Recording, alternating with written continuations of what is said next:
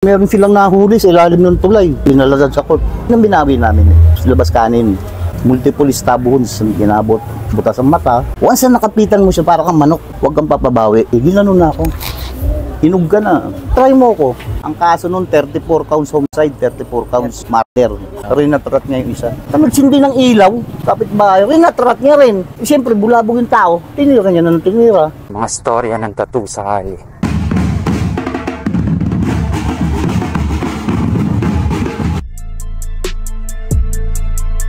Mga tinta nasa loob ng karayong pag tinatak na sa balat ay nagkakaroon ng malalim na kahulugan ng imahe. Andang hapon, as Mario.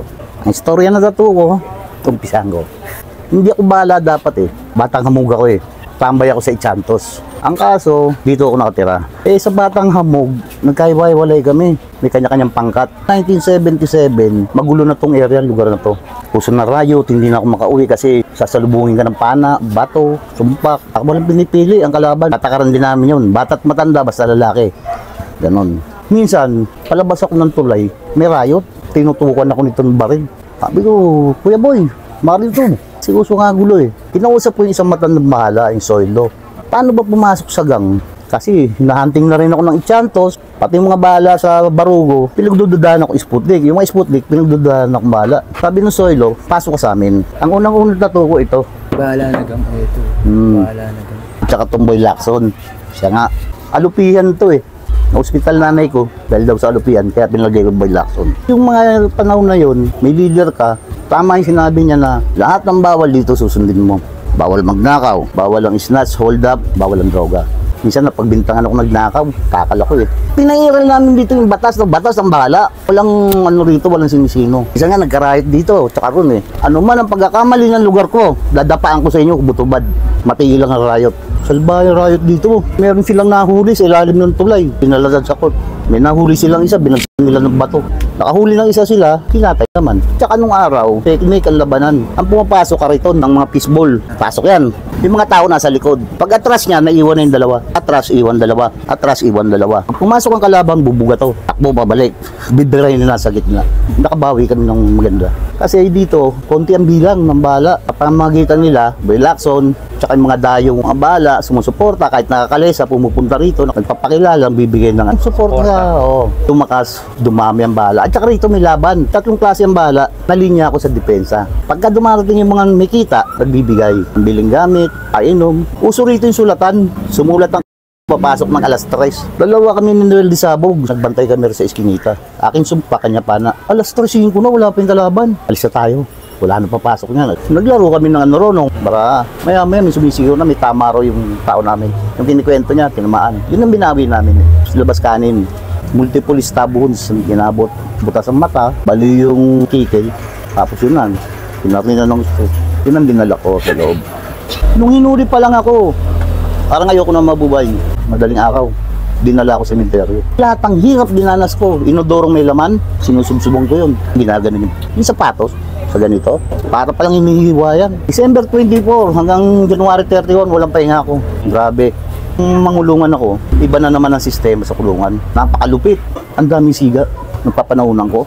Naggrupo ko, natural. May pantalon ako Binenta ko ng 25, bumili ko ng short na halagang 5 piso. Puta, may siga. Ganda ng short Nanunungkulan siya. Iniram yung short ko. Nung kinukuha ko na oras na ng dalaw, nakasampay sa steel matting. Pero yung ko, doon kunin mo. Kala mo, sino ka? Linabang ko. Kinabukasan, wala na naman.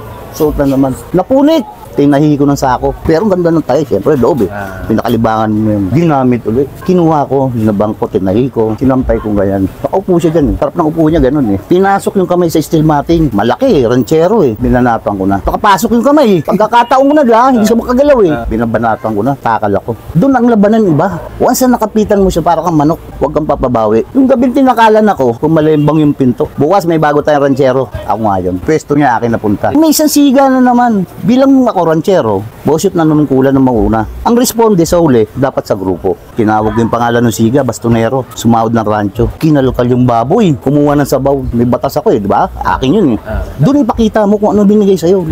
Gawin mo, pinalo ko ng tabo ng sabaw. Kinabukasan, bastonero ko. Labanan mo. Hindi pwedeng apikay. Kaya lang, huwag kang abusado. Grupo yan, pakisamahan mo. Tunero ko ng Bantay Pindo para kami presidential guard. Pag lumabas ang siga, bodyguard ang mga tao ko.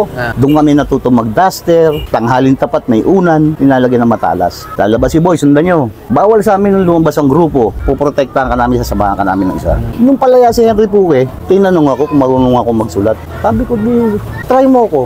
Binigay sa akin yung logbook. Na-transfer ko yung pangalan ng preso. Ninagdamag ko yun. Tanda ko, ano mo, di ba? Proud na proud. Pag alis ko, kung ikaw ang ano ko, nagkulturero ako. Ang hawak ko, buong brigada. Lahat, pati mayores, mayor. Yung time na si Bugoy, pali, kulturero ako. Lumabas ako ngayon.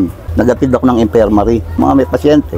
Itong hayop na hayupak, doon pa lang sa infirmary, ginanon na ako. Hinug ka na. May puno. Sa malapit sa gate. Lumatambay ako. May lumalabas yung Bugoy, nakapolo, bagong bihis. Meron silang sasalubunging alak, parregalo. Nung makita ako, nakaganon. Sabi ko, bagay, kumaway, pagkaway, parang fountain. Tinakbo ko na kagad.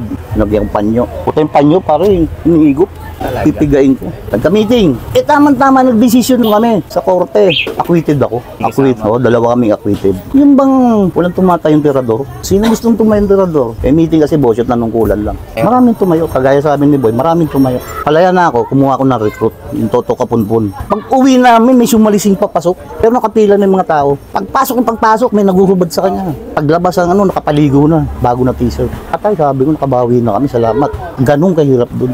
May mga tatayo ron, suportado. May sapatos ka, may pantalon, may shirt ka. May pribileyo ka. Kaya lang, huwag mo abusuhin, kikengkoyin ka. Magiging kengkoy ka. Kasi yung iba't mayabang. Pumunta ako sa kwarto ng siga, matanda, bosyo. Nasa lubong ko yung tao. Nakaduster. Lalaglag yung matala sa harapan ko.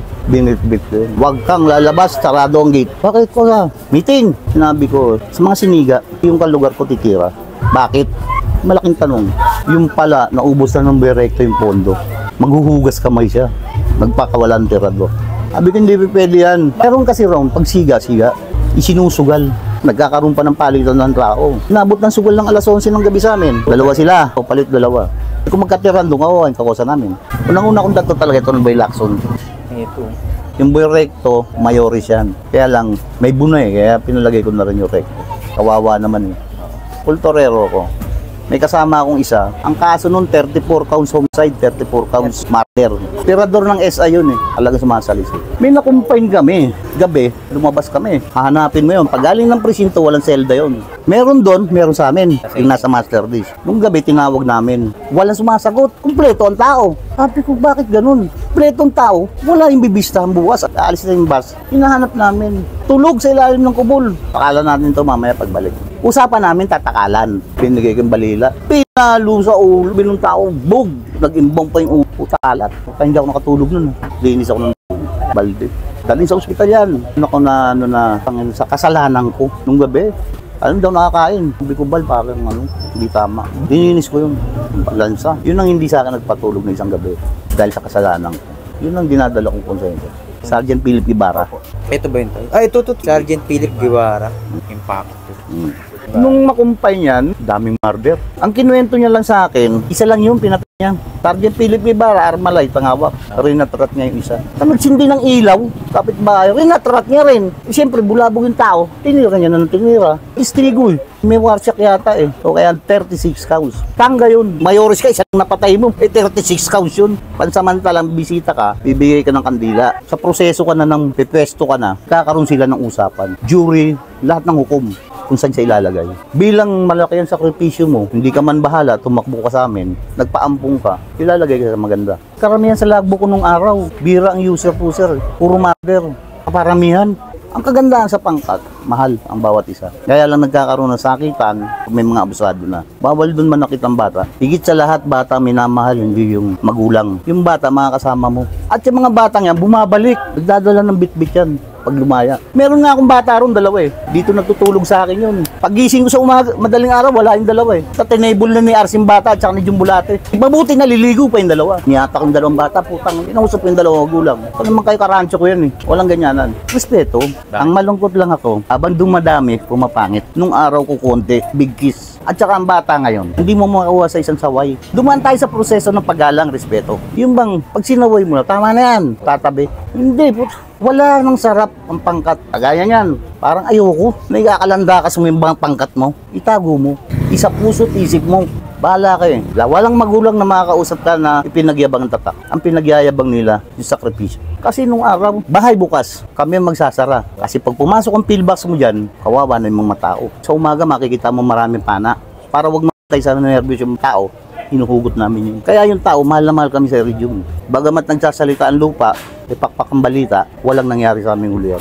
Respeto. Minsan makakapagsalita ka ng pangit. Kaya ka nagpatatak ng bahala para may uwian ka. Isipin mo yung gagawin mo sa pangkat. Huwag mong isipin yung gagawin ng pangkat para sa'yo. Ang pangkat, may prinsipyo, may paglalaban, may dignidad. Huwag mong isipin yung kaya ka lang nagkapangkat para may bahay ka. Ngayon, laganap ang nakawan, laganap ang droga. Sila, dadaanan ka. Paano kung ibalik namin pagkatigring ugali? Minsan nag-uusap-usap kami. Boy, hindi na natin panahon eh. Sila na eh. Pero sana maramdaman nila, nasasaktan kami pag nakikita namin silang ganyan. Bilib ako sa bata rito. Abutin ng umaga't gabi. Pinagpalang umagat ay. Buhay nga ni Tartaro. Marami yan, mga batang yan. Pag nakikita ako, magandang umagat ay. Magandang gabi. Hindi kagaya ng iba. Nagrayod na, sasawayin mo na. Tiling mo nun ka lang, babato pa. Kasi tabi. Dahil pag hindi nyo nakinaya yan, hindi namin kayo matitiis. Kahit lumpo to, bakit? Hindi mo gumagana kamay nito sa gatilyo. Yun ang sinasabi ko sa kanila. Huwag kayong pakakasiguro. Bakit hindi nyo kayang pumutok? Ka na, kung palambahala mo dito. Hindi kagaya nito, pag tinatong sa kamay, boom!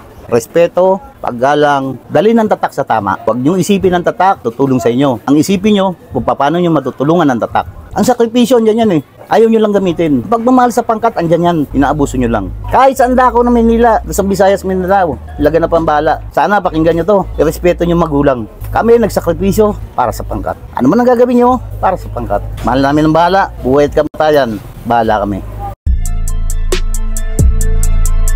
Mga tinta nasa loob ng karayong pag tinatak na sa balat ay nagkakaroon ng malalim na kahulugan ang imahe nito sapagkat di lang to basta inukit ginuwit o para lang maitatak sa halit dinaan sa masusing proseso ng sa ganong mapulitong mabakat sa harap ng mapanghusgang mga mata masama kaagad pag nakita nila pag meron ka na tato sa Pilipinas.